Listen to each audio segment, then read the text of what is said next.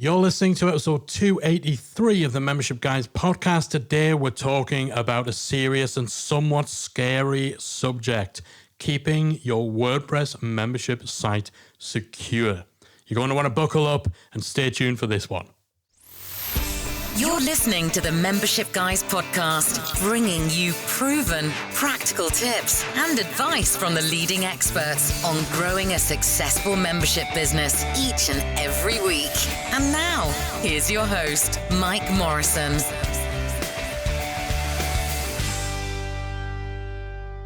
Well, hello there. Welcome to episode 283 of the Membership Guys podcast. I am your host, Mike Morrison, one half of the Membership Guys, and you are listening to the number one show for membership site owners. Today, we're talking about website security, keeping your WordPress membership website secure. Scary stuff, nerve-wracking stuff, and something that I know a lot of people who aren't technically inclined, and actually a lot of people who are, get a little bit concerned about. Now, despite some of the scaremongering out there, WordPress isn't some crazy risky platform that's riddled with security problems. The fact that it powers over 35% of all websites in the world just means that any security issues that do arise are under an enormous magnifying glass. With 455 million sites in the world using WordPress, even if just a tiny fraction of those experience security problems, that's still a lot of sites. So you're going to hear about issues a lot more than you'll hear about them with other platforms, simply because there's a lot more people using WordPress. However, there is a combination of three factors that do mean that you need to be extra vigilant about your WordPress security. First of all, the fact that it powers 455 million sites definitely makes WordPress more of a target. The counterbalance to that is that there's also a lot of people, very smart people, involved in keeping it secure and responding extremely quickly to any issues. So it's definitely a bigger bullseye, but there's also that's kind of coupled up with a bigger team to respond and fix any problems, certainly bigger than most other platforms. The second factor that does raise the need to be extra vigilant is that the system of using plugins and themes that are being created by third parties, so that just means people who didn't build WordPress, that does open the door to some problems. If you install a dodgy plugin that some dodgy person has created, then that can introduce a vulnerability into an otherwise secure website. And thirdly, most people using WordPress are not particularly tech savvy. That's the great thing about WordPress, is that it enables someone who's not a web developer, not a programmer, to build something that would otherwise be impossible for them to create without knowing how to code. It makes it so easy that people often take just the complexity of what you can do with WordPress, they take it for granted. However, it's a double-edged sword, as you then end up with people who aren't techies responsible for tech maintenance. And that's not a failing of those people. You simply don't know what you don't know. So in this episode, I'm going to share my top tips on keeping your membership site secure. First off, ensure that both your WordPress core and your plugins and themes are kept up to date. Now, WordPress now has the ability to turn on automatic updates for plugins, so that whenever there's a new release, they will automatically update. If there's a security problem, you automatically get that update. You don't need to log in there and update it. Now, WordPress itself, so the main engine of WordPress, doesn't automatically update in most cases unless you've turned it on. However, when there are security issues identified, they do automatically apply an update to whatever version of WordPress you're using that will address those issues. So even if you've forgotten to switch to a newer version of WordPress, there will be security patches for the version that you're using that will be applied automatically in almost all cases. You can also use a service like managewp.com. So that's a service that will automatically keep all your plugins and themes and your WordPress core updated for you, as well as perform backups, scan for security vulnerabilities, and other important tasks. ManageWP is particularly handy if you have several WordPress sites, because it lets you manage them all from a single dashboard. And while we have decades of experience in web development and advanced programming within the Membership Guys, we still use ManageWP ourselves just because it makes all this stuff a lot easier and automates a lot of those core things too. So first thing to keep your WordPress membership site secure, update. Make sure the WordPress core and plugins are kept up to date. You can either do this manually. It's a lot easier to do this now with automatic updates, or invest in a service like Managed WP that will automate it all for you. Second tip, make use of a security plugin. We're fans of Sucuri, S-U-C-U-R-I, Sucuri. It's a great security plugin. There's other great options on the market too. WordFence is another fantastic security plugin. And by the way, any of these links, any of these plugins I mentioned, if you head on over to the membershipguys.com/283, all of these links are going to be included on the webpage as well, so you can click through. You don't need to scribble them down or try to figure out through my weird accent how to spell things. So Sucuri and WordFence, each of these, you wouldn't use them both together, but they're both great security plugins. These plugins will put a number of safeguards in place on your site, as well as scan for vulnerabilities. They'll keep a log of any failed login attempts. You can see if someone's trying to get into your site, or files on your site that are being altered, or anything else that would set off alarm bells. In addition, if you're using something like Sucuri, they actually have an option to use a firewall. It's not free, but this is an extra layer of protection that can block malicious bots and scripts and so on before they even reach your site. It's more complex to set up the firewall. It obviously costs a little bit too, but can be worth looking at for extra protection, belt and braces and all that good stuff. Third tip, ensure that your hosting company has security measures in place too. So it doesn't just come down to you. Your hosting company can have stuff in place that will help you on the security front. So when we're talking about things like firewalls, make sure you speak to your web hosting company about what security measures they have in place. They should have some sort of firewall, and some hosts will have additional security tools active. Now, you'll often get more security mechanisms in place on managed services like WP Engine, or if you're running a VPS or a dedicated server. So for example, Liquid Web, who we use for our VPS, they have a security firewall. They also have brute force protection. So, if you have someone who's running an automated script that's basically just firing lots of guesses at your admin password, and they're trying to do it by brute force, that's why it's called brute force attack, then again, there's protections in place on the server that stamps those out.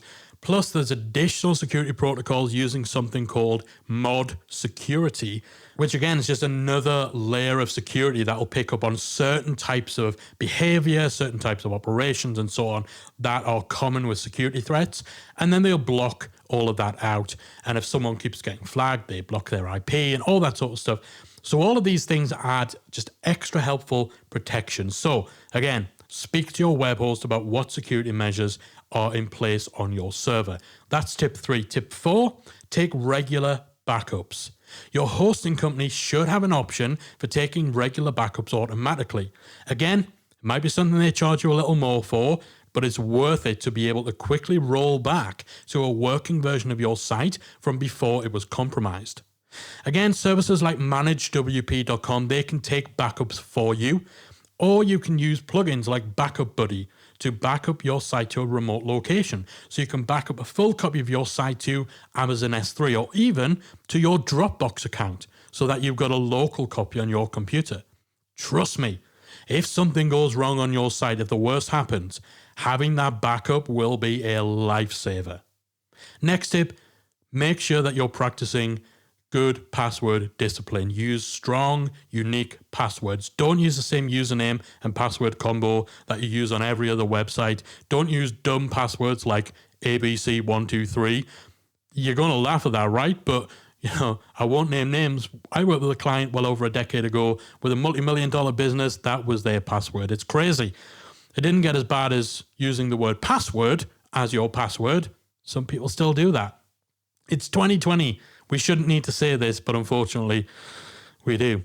Ideally, consider using a password manager that will generate very secure passwords that you won't need to worry about remembering, because the password manager tool will actually store them for you in a very secure way. And make sure that others on your site that have admin access or access via FTP, access to your hosting account, make sure that they have good, strong, unique passwords that they change regularly and all that sort of stuff. Ideally, using two-factor authentication. So that's where when you try and log into a site, a text gets sent to your phone or to an email to your email address. That gives you an extra little code that is needed to log in. If you can do that on your hosting account, on your server, even on your WordPress account, you can get plugins for that, then that just adds a little extra security. And on the subject of making sure that other people on your site have good passwords, be careful about who you give access to. Only give people admin access to your website and to your hosting account and server who absolutely need it and who you absolutely trust. If you need to give admin access temporarily to your web designer or maybe someone from tech support at your plugin company, make sure you remove their account after they no longer need it.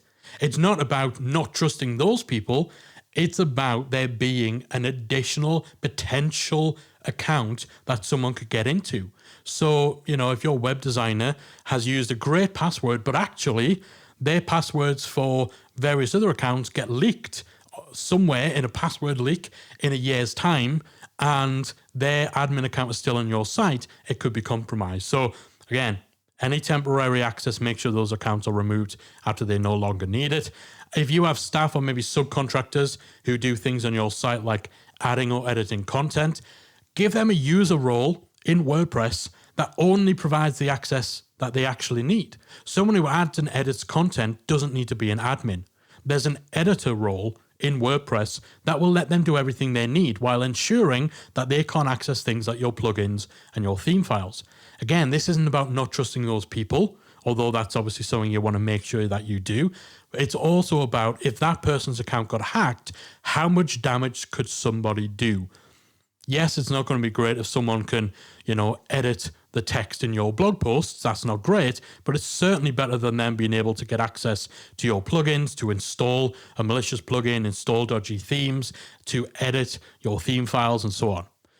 Also consider using a role management plugin so you can get more advanced role management plugins for WordPress. That gives you a little more granular control over what the people on your team can and can't do on the admin side of your membership. So definitely be cautious over admin access to your site.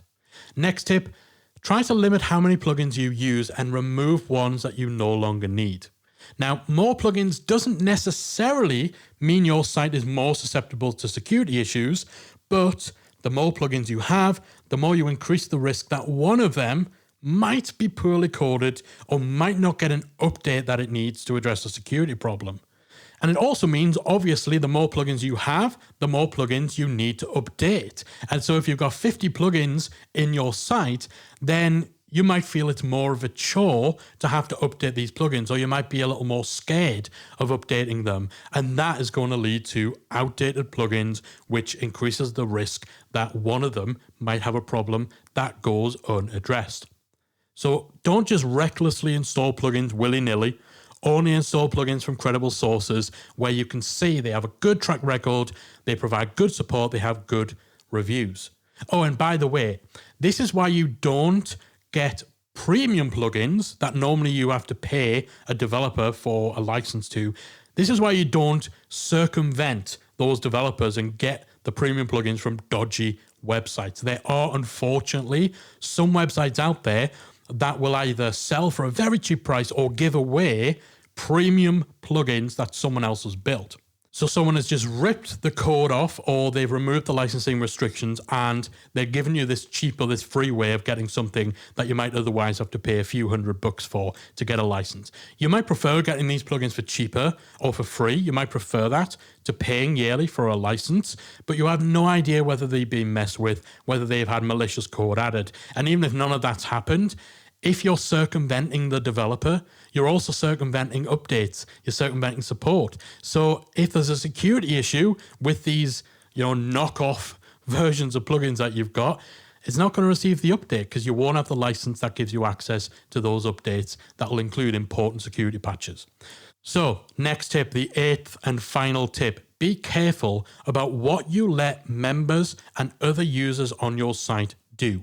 So this specifically relates to websites where you might let users upload files or add content to your site. When you do that, you're opening a pathway to your database and to your website's file system that could be exploited if you haven't been careful. So if you let someone upload any file type that they want, they could upload a malicious file that can be used to wreak all sorts of havoc on your site. If you let people add content and you're not using a good plugin or a good feature that does that will filter it through a little security check first, then they could sneak some nasty code into their text that could open up your database or even inject dodgy stuff onto your web pages so that ads or pop-ups show when anyone from the public views them. Now again, this just comes down to putting a little extra thought into your decision making about whether or not to offer this functionality, and also ensuring that you're using secure, well-reputed plugins. So for forms where people can add content, use something like Gravity Forms, which takes care of ensuring that people aren't uploading dodgy files and even lets you restrict which types of files can be uploaded. Or for things like forums or social network features where users are going to be adding content to your site, make sure you're using trusted, well-established options like BBPress and BuddyPress. Usually, if you're going down the plugin route to let users add content to your site, it can be easy to tell what's a good plugin, what's not a good plugin, and if in doubt, you can contact the developers to ensure that it's secure. However, quite often, a problem can occur if you're paying someone from Fiverr.com to write something custom. They might be able to create you something that lets people add content, lets them upload a file, but chances are they're not going to include the safeguards in there that ensure that it can't be exploited for nefarious reasons. So, those are my 8 top tips for improving the security of your WordPress membership site and reducing a lot of those common risks that can occur as a result of those 3 factors that I discussed at the beginning. So those 8 tips again. First, ensure that you keep your WordPress core, your plugins and themes up to date. Second, make use of a security plugin. That's going to put a lot of good safeguards in place. Third, ensure that your hosting company has security measures in place. Have that conversation. Ask them, what are you doing to keep my site secure? Fourth, take regular backups. If something does go wrong, they will be a lifesaver. Fifth, make sure that you're using strong, unique passwords and that people on your team are doing the same thing. 6, be careful of who you get access to. Don't just give admin access to anyone. If you need to grant temporary access, remove the accounts when they're no longer needed, and make sure you're not giving people on your site more power than they need to do their job. 7, limit the plugins that you use and remove ones that you no longer need. And finally, be careful about what you let your members and other users of your site do in terms of adding content or uploading files. Now, if the worst were to happen, there are services that can help you out if you don't have a web developer available. So if you get hacked, if something gets compromised, there are solutions. First up, Securi, who I mentioned earlier. They created one of the most popular security plugins for WordPress, and they also have a service whereby if your site is hacked or infected, you can pay them to come in and work to remove the issue. You can also use services like WP Fixit or FixRunner, which can do the same thing. WP Fixit in particular has a one-off payment. It's very affordable and they are reliable and well reputed. And of course, if you've taken backups as suggested, then that's going to seriously help you out if worst does come to worst. But hopefully, if you follow my advice and the best practices that I've shared, then that's going to make you far more resilient to anything like this befalling you and your membership. So hopefully that's given you some good pointers to go on to keep your WordPress membership site secured. Hopefully, I do hope it's given you a bit of peace of mind. I know this is a scary subject. And as I said, I think people exaggerate the security issues around WordPress. It's just that you're under a bigger microscope using basically the world's biggest and most commonly used content management system. But following good practices will steer you right. Making sure that you have all these things in place we've talked about is going to put you in a far better position to avoid any potential issues. That's it from me for this week. Hopefully you found it useful. I'll be back again next week with another installment of the Membership Guys podcast.